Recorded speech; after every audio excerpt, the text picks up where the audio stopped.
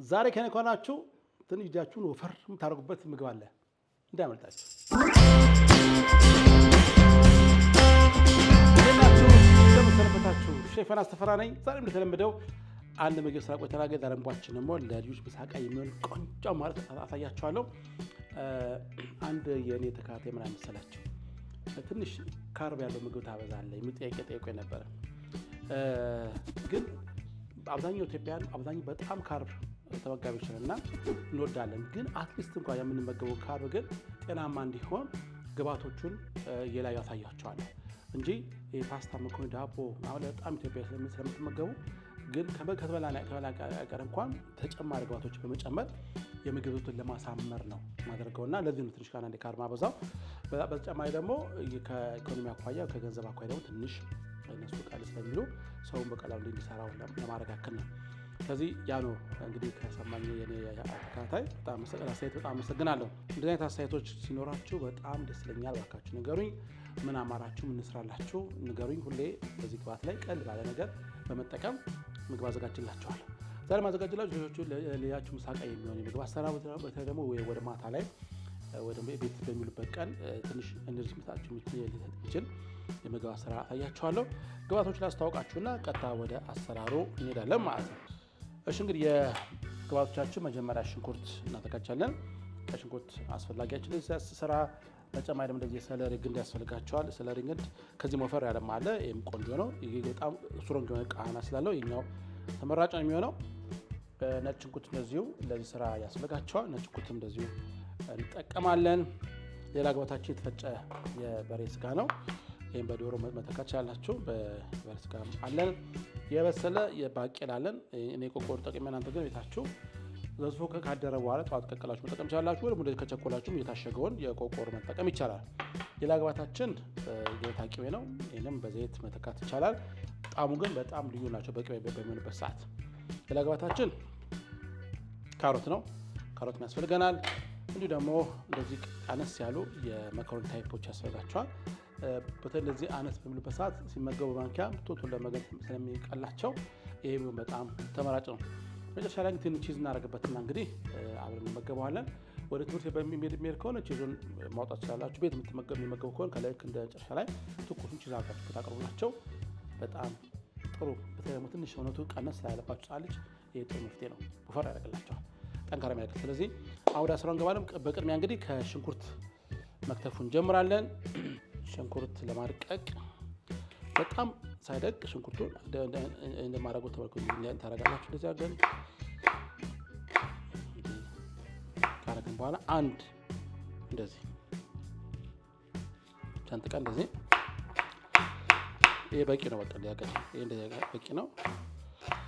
ወደ ደግሞ ስላይስ አድርጋችሁ ደግሞ እንደዚህ አድርጋችሁ እንደዚህ መክተፍ ይቻላል። እንደዚህ አድርጋችሁ እንደዚህ በመጠን ማድቀቅ ይቻላል። እንደዚህ አድርጋችሁ ማድቀቅ ይቻላል። በጣም የደቀቀ እንዲሆን ስላልፈለኩኝ ነው። ወይ ደግሞ እንደዚህ ስላይስ አድርጋችሁ እንደዚህ ካረጋችሁ በኋላ እንደዚህ ማድቀቅ ይቻላል። በዚህ ደረጃ በቂ ነው። ሽንኩርት የሚያዱ ልጆች ከሆኑ ግን በጣም ያስቸግራችሁ ከሆነ በጣም አልማችሁ ፈታችሁም መጠቀም ይችላላችሁ። ይሄ በጣም ተመራጭ የሆነ የአካተፍ መንገድ ነው። መልኩ እንደዚህ ለሽንኩርት ሲቀላቀል ጣም ቆንጆ የሚላችሁ ሽንኩርት እየቀላቀላችሁ እንደዚህ አውራ ሽንኩርትና ቀይ ሽንኩርት ቆንጆ ነው። ብቻውንም ሽንኩርቱ ኃይለኛ በጣም እንደዚህ ወደ ጎን ብዙም ከትፎ ሳይለ ወደ ሳህን ባንጠቀም እንችላለን። እንዲህ ካረጋችሁ በኋላ ሰለሪ ግንዱ እናመጣለን። እችኛውን ትንሽ በቀጥ እንዲያካችሁ ማታማታ ካረጋችሁት በኋላ እንደዚህ ያካችሁ አንድ ላይ ስለምንጨምረው ብትቀላቅሉት ችግር የለም። ይሄ ሚራፓ ይባላል። አንድ ላይ ሲቀላቀል በማስከተል እንግዲህ ሽንኩርቱን በዚህ በስጋ መቀቀጫችን መታማት አድርገን እንቀላቅለዋለን።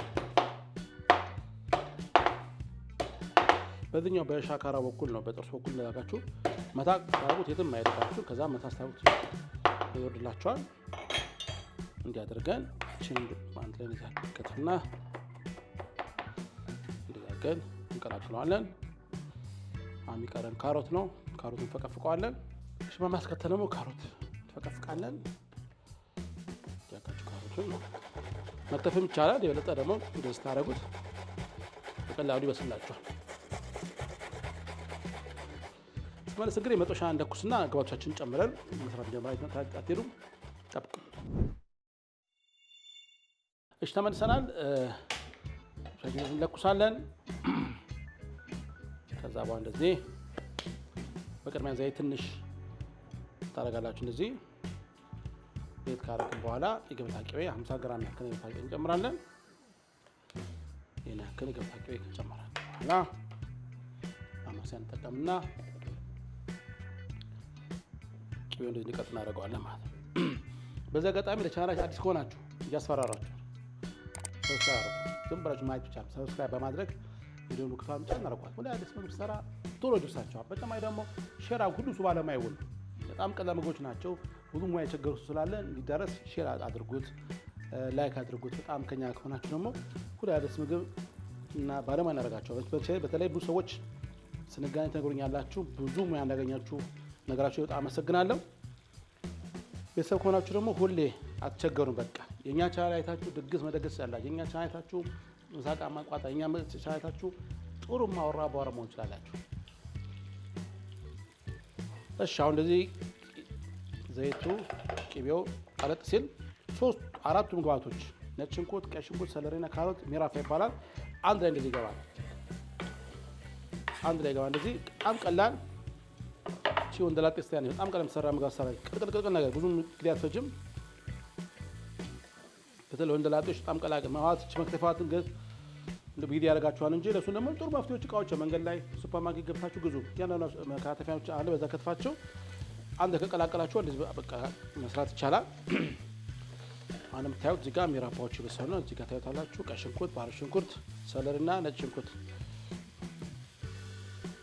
እንግዲህ ሚራፓው ለምሳሌ 1-3-4 ደቂቃ ይፈጃል። ከ3-4 ደቂቃ በኋላ እመልሳለሁ። የተማትሄዱ ጠብቁኝ። እሺ ተመልሻለሁ። አሁን ቆንጆ ነው። እንደዚህ በስሎኛል። እንደዚህ አይነት በሰል ሲላችሁ እንደዚህ አሁን ስጋ እንጨምራለን። ስጋ ጨምረን እናበስላለን። ካረጋችሁ በኋላ ቲማቲም ድልህ አንድ ሾርባ ማንኪያ ሙሉ እንደዚህ ጨምርና ከስጋ ጋር እንደዚህ እናበስለዋለን ማለት ነው። እንዲህ አድርገን ቅመማ እንጀምራለን። ትንሽ 1/4 ሻይ ማንኪያ እርድ እናደርግበታለን። እንደዚህ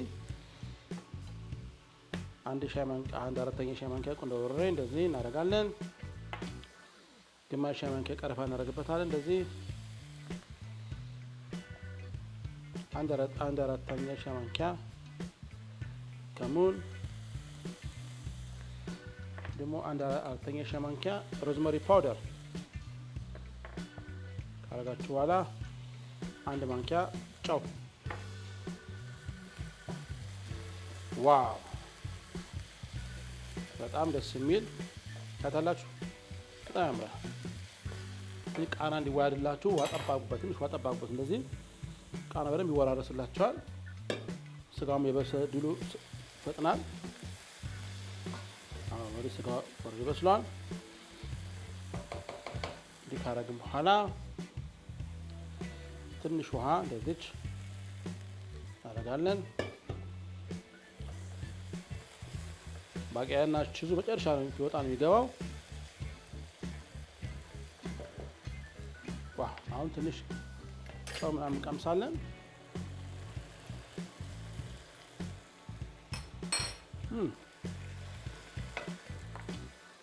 አሁን መኮረኒ ያደርጋለሁ። መኮረኒ ታደርጋላችሁ። እንደዚህ መኮረኒ ያበስል የሚችል ያክል ውሃ ትንሽ መኮረኒ አሳንሻል። ትንሽ 200 ግራም ያክል ነው። እንዲያርጋቸው ውሃ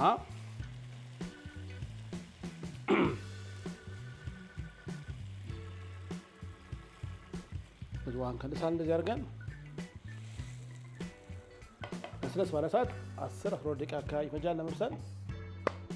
ውሃ መጠጥ ያልሆነ እዛው ሶሱና መኮረኒ አንድ ላይ ይቀላቀላል። ቆንጆ መኮረኒ ጠብቁ።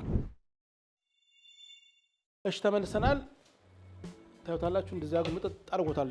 እንደዚህ ዋው በጣም ደስ የሚል። አሁን ይሄን ባቄላም ጨምርበታለሁ። ባቄላ ታደርጉበታላችሁ። ቺዝ እንደዚህ እናደርግበታለን። አቤት አቤት ቺዝና ስጋ ሲገናኙ ዋው! ስመለስ አብረን ቀምሳለን። እንዳያመጣችሁ ጠብቀኝ።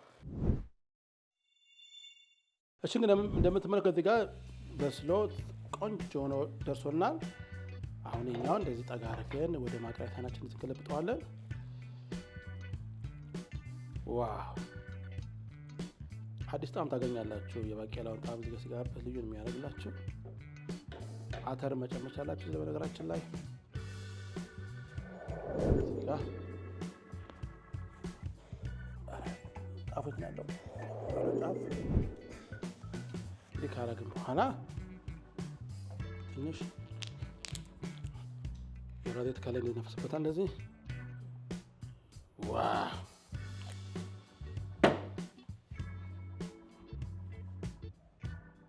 በጣም ያጓጓላል። ስንቅ መሰው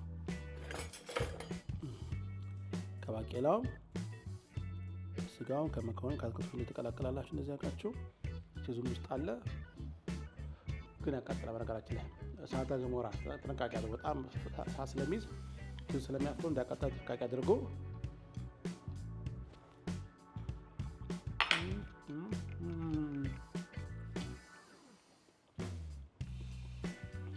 እስክስታ ያስወርዳል። በጣም የሚገርም ቆንጆ ምግብ ነው።